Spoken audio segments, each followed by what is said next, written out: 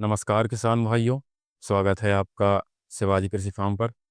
किसान भाइयों, आज हमारे सोयाबीन की अवस्था 87 दिन की हो चुकी है और कुछ इस प्रकार से हमारे सोयाबीन की कंडीशन 87 दिन पर है। इस साइड आप देख सकते हैं ये 2172 है, तो इसमें अभी ग्रीननेस दिखाई दे रही है।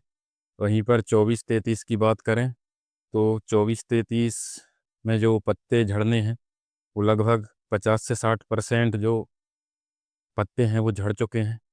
और जैसा कि जो 2433 वैरायटी है वो 85 से 90 दिन में मैच्योर हो जाती है, वहीं पर जो 2172 है वो 90 से 95 दिन में मैच्योर हो जाती है। तो दोनों वैरायटियों का जो डिफरेंस है वो आप स्क्रीन पर देख सकते हैं। आपको अलग दिख जाएगा कि कौन सी वैरायटी है जो लेट है और कौन सी वैरायटी है जो थोड़ी अर्ली है।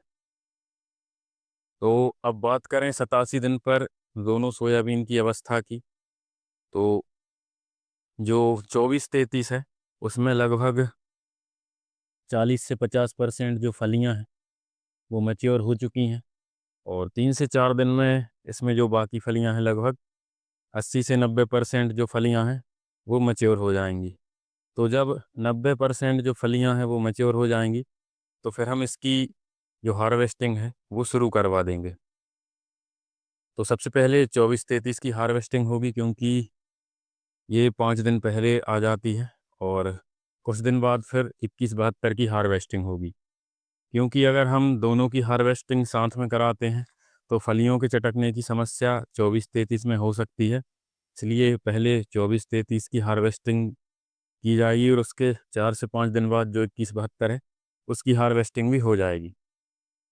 अब 2433 की मेच्योरिटी की बात करें तो कुछ इस प्रकार से इसमें फलियां लगी हैं। क्योंकि 2433 में लगातार जो पीला मोज़ेक और फंगस की समस्या रही थी, तो इसके कारण इसकी जो ग्रोथ है वो भी सही तरीके से नहीं हुई, जिस कारण जो फलियों का साइज़ है ये आप देख सकते हैं। इस प्रकार से कुछ फलियों का साइज़ है और इनमें चूँकि फलियों का साइज़ छोटा है तो इसमें जो दाना है, दाना भी छोटा बना है। ये देख सकते हैं कुछ इस प्रकार से, क्योंकि अभी ये दाना पूरी तरीके से मैच्योर नहीं हुआ है, इस वजह से इसका साइज़ थोड़ा बड़ा दिखाई दे रहा है। बाकी मैच्योर होने के बाद इसका जो साइज़ है वो और छोटा हो जाएगा। इसी के साथ जो फंगस का अटैक 2433 में ज़्यादा था, उस कारण से इसमें जो राइज़ोप्टोनिया एरियल ब्लाइट के जो स्पॉट बने थे, वहाँ पर हम बात करें तो इस वजह से ही आपको आपके फसल में फंगस के लिए सभी उचित प्रबंधन करना चाहिए। अब जैसे कि आप इस पौधे में देख सकते हैं, फलियों की मात्रा इसमें अच्छी खासी है, लेकिन जब आप इसकी फलियों को तोड़ के देखेंगे तो इसमें जो दाना है वो सही तरीके से नहीं बना है। कुछ इस तरीके का साइज़, जहाँ पे राइज़ोप्टोनिया एरियल ब्लाइट का इन्फेस्टेशन ज़्यादा था, तो कुछ इस प्रकार का जो साइज़ है वो दाने का रह गया है। इस वजह से आपको अपनी फसल में फंगिसाइड का इस्तेमाल ज़रूर करना चाहिए। जब आपकी फसल R3 से R4 स्टेज के बीच होती है, उस समय पर जो फंगस का अटैक है अधिक मात्रा में बढ़ जाता है और उससे आपका जो प्रोडक्शन है उस पे बहुत इफ़ेक्ट पड़ता है। भले ही आपके पौधे में फलियां आपको अच्छी मात्रा में दिखाई देंगी, लेकिन जो फलियों में दाने भरने की प्रक्रिया है वो सही तरीके से नहीं होगी और इस प्रकार से आपका पौधा जल्दी मैच्योर हो जाएगा। ये फलियों के चटकने की समस्या भी होगी और फलियों में जो दाने बन वो भी छोटे साइज़ के बनेंगे। या 3 फलियाँ हैं तो उनमें 2 दाने बनेंगे, तीसरा दाना उसमें मैच्योर नहीं हो पाएगा। तो इस कुछ कुछ इस प्रकार की कंडीशन 2433 की है। अब 2172 की बात करें तो जैसा कि हम पहले से आपको बताते आ रहे हैं, जो 2172 वैरायटी है वो पीला मोज़ेक और फंगस के प्रति बहुत ही अच्छी प्रतिरोध क्षमता इसने दिखाई है और बहुत अच्छे तरीके से फंगस और पीला मोज़ेक को इसने नियंत्रित करके रखा है। 87 दिन पर आप पौधे की मैच्योरिटी की बात करें तो कुछ इस प्रकार से पौधे की कंडीशन अभी है।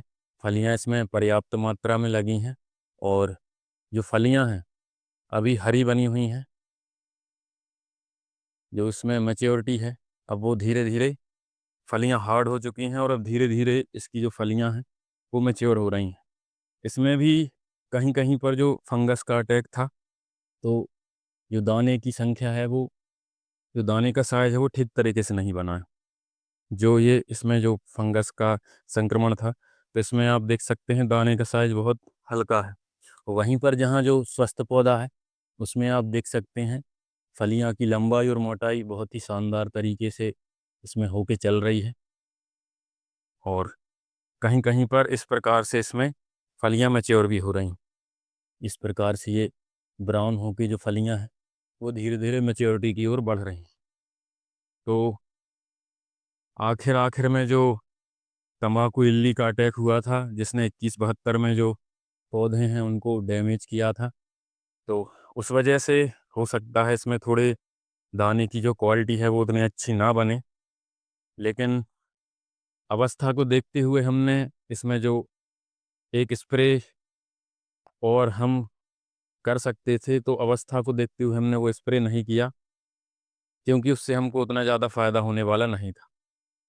तो 24-33 लगभग 50 से 60% मैच्योरिटी की ओर बढ़ चुकी है। 3 से 4 दिन बाद जो इसकी 80 से 90% जो मैच्योरिटी हो जाएगी, उसके बाद हम इसकी कटाई चालू करवा देंगे और उसके 4 से 5 दिन बाद हम 2172 की जो हार्वेस्टिंग है वो चालू कर देंगे। तो हार्वेस्टिंग के बाद पता चलेगा कि किस तरीके से जो प्रोडक्शन है वो हमको मिलता है। 2172 का जो प्रोडक्शन है, हमको उम्मीद है कि कुछ अच्छा खासा प्रोडक्शन इससे हमको मिल जाएगा। बाकी 24-33 की बात करें तो इसमें जो फंगस का अटैक रहा है, तो कहीं कहीं पर जो फलियां हैं उनमें बहुत कम, जो पौधे हैं उनमें बहुत कम मात्रा में फलियां लगी हैं। और जहाँ पर फलियां लगी हैं और फंगस का अटैक ज़्यादा हुआ है, वहाँ पर दाना ठीक प्रकार से नहीं बना है। तो देखते हैं अब इसमें क्या प्रोडक्शन हमको मिलता है।